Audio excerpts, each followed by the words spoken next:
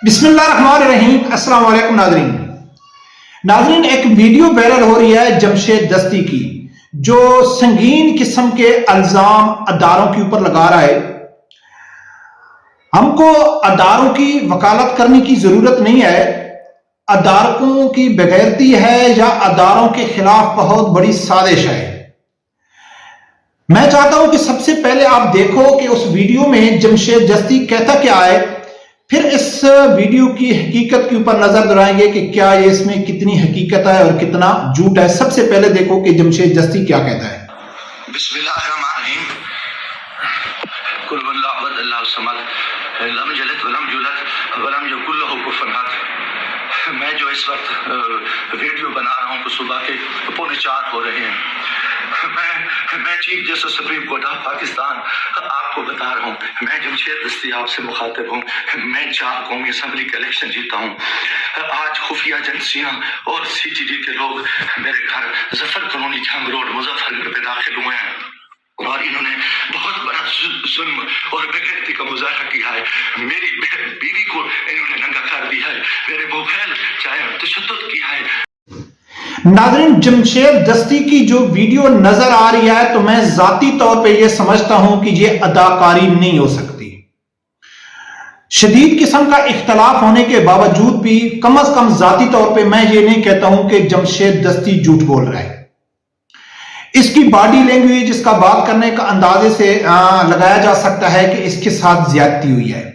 लेकिन एतराज किस बात का है, हकीकत क्या है इस वीडियो के पीछे, इसके ऊपर नाज़रीन बात करेंगे। नाज़रीन, सबसे पहले कि जमशेद दस्ती ने कहा है कि रात को सुबह के 4 बजे मेरे घर अदारों के आदमी आए, CTD के आदमी आए, खुफिया एजेंसियों के आदमी थे, 10-12 वीगो डालों के ऊपर थे। उन लोगों ने मेरे घर में आके मेरे साथ बहुत ज्यादती की, मेरी बीवी के कपड़े भी उतार दिए, जिसकी शदीद अल्फाज में सिर्फ मजम्मत ही काफी नहीं है, आजाद इंक्वायरी के बाद उनको कैफर कदार तक पहुंचाना चाहिए।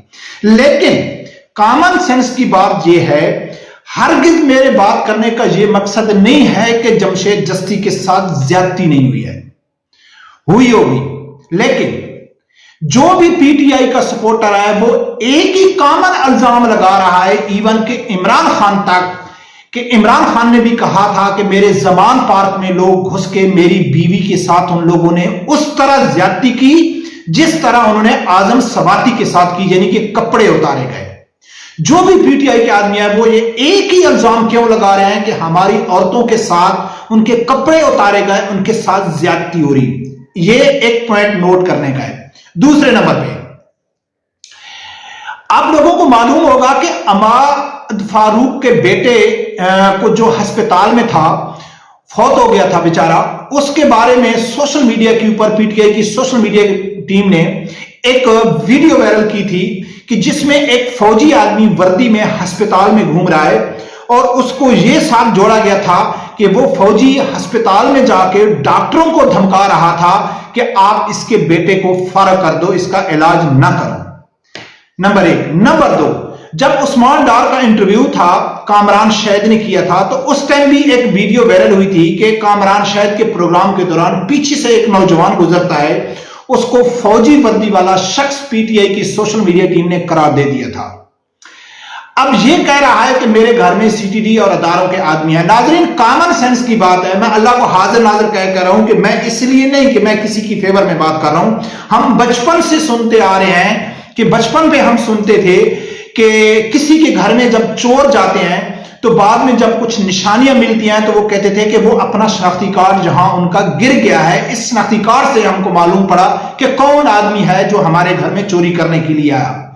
लेकिन इसके ऊपर कोई गौर नहीं करता था कि वो कितने पागल और कितने नादान चोर हैं कि जो चोरी करने के लिए एक तो वो शनाख्ती कार्ड साथ लेके जा रहे हैं, दूसरा वो उनकी और कोई चीज नहीं गिरती है, शनाख्ती कार्ड ही गिर जाता है। अब नाजरीन, पाकिस्तान के जो अदारे हैं, इन जो PTI के सपोर्टर है ना, ये जिस तरह खुद जहल है ना, खुद बेवकूफ है, इस तरह ये समझते हैं कि पाकिस्तान की आवाम ही बेवकूफ है। अमाद फारूक के बेटे को अगर डॉक्टरों को धमकाना है तो अदारों ने एक वर्दी वाला एक फौजी को भेज दिया है कि जाओ डॉक्टरों को धमका के लेके, कॉमन सेंस की बात है। लेकिन ये यकीन करते हैं اچھا اسٹوڈیو میں جو عثمان ڈار انٹرویو دے رہا ہے تو اس ٹائم فوجی ساتھ میں آیا, بندوق پکڑ کے کھڑا ہے کہ خبردار کہ ہم نے جیسا بول رہا ہے آپ نے ایسا ہی کرنا ہے. اور مزے کی بات ہے کہ وہ وردی میں پکڑ کے اس کو لے کے آ رہے ہیں اور وہ عوام کو دکھا رہے ہیں دیکھو یہ فوجی ہے. اب جمشید دستی صاحب کیا کہہ رہا ہے کہ دیکھو سی ٹی ڈی کے آدمی تھے, ایجنسیوں کے آدمی تھے, یعنی کہ اگر ایجنسیوں کے آدمی آتے ہیں تو وہ اپنی شناخت ساتھ میں لے کے آتے ہیں, ان کے بیچ لگے ہوتے ہیں کہ یہ سی ٹی ڈی کا آدمی ہے, یہ فلاں ایجنسی کا آدمی ہے, یہ فلاں ادارے کا آدمی ہے, اور وہ ویگو ڈالوں پہ آئے اور انہوں نے زیادتی کر کے چلے گئے. کامن سینس کی بات ہے کہ اس کے ساتھ زیادتی کرنے کا مقصد کیا ہے, کیا حاصل کرنا چاہتی ہے ادارے؟ یہی چاہتے ہیں نا کہ ان کو دبکایا جائے, ان کو ڈرایا جائے کہ آپ عمران خان کا ساتھ چھوڑ دیں. یہی مقصد ہے نا, اور تو کچھ نہیں ہے. تو کیا ادارے اس کو خفیہ اٹھا نہیں سکتے, یا ادارے خفیہ پہلے اس کے اوپر پیغام نہیں بھیجا سکتے کہ بھائی آپ باز آ جائیں, اگر آپ باز نہیں آتے تو پھر ہم آپ کے ساتھ یہ کریں گے وہ کریں گے. تو کیا پہلے جمشید دستی نے کہا ہے کہ مجھے کوئی پیغام ملا ہے بیٹے فلاں نمبر سے کال آئی ہے یا فلاں آدمی مجھے میسج لے گیا؟ نہیں, ایک دم وہ 20-25 ڈالوں پہ آئے اور اس کے ساتھ زیادتی کر کے چلے گئے. ناظرین خدارہ میں کئی بار کہہ چکا ہوں کہ لاکھ اختلافات ہونے کے باوجود اداروں کے, میرے بھی اختلافات ہیں, لبیک کے ساتھ بہت بار ظلم ہوا جو ادارے تماشا دیکھتے رہے, اس کے باوجود اس کا ہرگز یہ مقصد نہیں کہ آپ نفرت میں, اختلاف میں اس حد تک چلے جائیں کہ جو پاکستان کے مخالف, پاکستان کے دشمن ممالک ہیں ان کو فائدہ پہنچے. تو اگر آپ میری ویڈیو دیکھتے ہیں تو میں بارہا اس کا ذکر بھی کر چکا ہوں اور بارہا ویڈیو بھی شیئر کر چکا ہوں کہ 4 April 2022, 11 April 2022, 10 April 2022 Imran Khan کے اترنے سے 4 دن پہلے اور 4 دن بعد میں نے واضح الفاظ میں کہہ دیا تھا کہ یہ بہت بڑی سازش جو ہے یہ پاکستان آرمی کے خلاف ہے, پاکستانی اداروں کے خلاف ہے. اگر آج کوئی آدمی میرے سامنے قرآن پاک رکھ دے تو میں قرآن پاک کے اوپر ہاتھ رکھنے کے لیے تیار ہوں کہ ہر وہ شخص جو پی ٹی آئی کا سپورٹر ہے وہ پاکستانی پاک فوج کا دشمن ہے.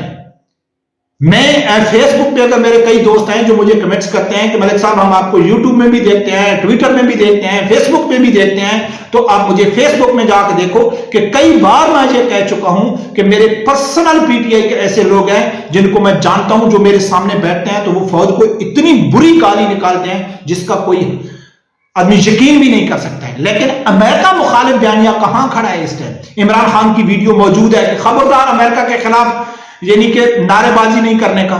کیا وفات چودھری کا انٹرویو موجود نہیں ہے کہ میں 4-5 بار امریکہ سفیر میں جا کے حالات کو سلجھانے کی کوشش کر رہا ہوں؟ کیا یہ ویڈیو موجود نہیں ہے؟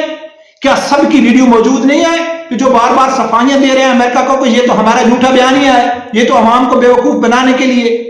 تو ناظرین یہ بہت بڑی جو سازش ہے یہ پاکستانی اداروں کو, اور خدا کی قسم ہے پاکستان کے ادارے, اسٹیبلشمنٹ کے جتنی بھی ادارے ہیں, فوج ہے, وہ جو بھی ایجنسی ہیں, اگر ان کی سب سے بڑی کوئی دشمن ہے تو وہ امریکہ ہے, وہ اسرائیل ہے اور وہ انڈیا ہے.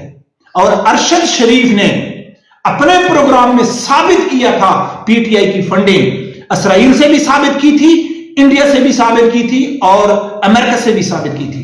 اور اس ٹائم ارشد شریف کہاں ہے؟ لیکن یہ سمجھتے ہیں عمران خان بیان دیتا ہے, کچھ بھی کرتے ہیں کہ نہیں جی ہمارا پاک فوج کے ساتھ کوئی اختلاف نہیں ہے, پاک فوج ہماری ہے. لیکن ان کے سوشل میڈیا اکاؤنٹ جس میں بھی چلے جائے, چاہے وہ بیرون ملک ہیں چاہے پاکستان میں ہیں, میں قسم خدا کی کہتا ہوں کہ میں پی ٹی آئی کے ایسے لوگوں کو جانتا ہوں کہ جب وہ مجھے میسج کرتے ہیں تو وہ کہتے ہیں پاک فوج زندہ باد, جب وہ میرے سامنے ہوتے ہیں تو ماں بہن کی گالی نکالتے ہیں فوج کو. کیا پاکستان کے ادارے اتنے نااہل ہیں, اتنے بے وقوف ہیں کہ عمران خان وزیر آباد میں کہتا ہے کہ 12 گولیاں لگی مجھے اور میں بچ گیا, کوئی مرا بھی نہیں, کوئی سر پہ جا رہا ہے, 5 گولیاں عمران اسماعیل کے پاؤں سے نکل رہی ہیں سلوار سے, لیکن مرا کوئی نہیں. اگر پاکستان کے ادارے آپ کے خلاف یہ حرکت کرتے بابا تو آپ کی شاید لاش بھی شک کی بنیاد پہ پہچانی جاتی کہ کیا یہ واقعہ عمران خان ہے, جس طرح جنرل ضیاء کی باڈی صرف ایک قرآن پاک کے نسخے سے پہچانی گئی تھی. یعنی کہ جس طرح آپ خود نااہل ہیں, پاکستان کے اداروں کو بھی نااہل سمجھتا ہے کہ پاکستان کی ایجنسیاں اس کے اوپر حملہ کرا رہی ہیں, 12 گولیاں چل رہی ہیں اور آدمی بچ رہے ہیں.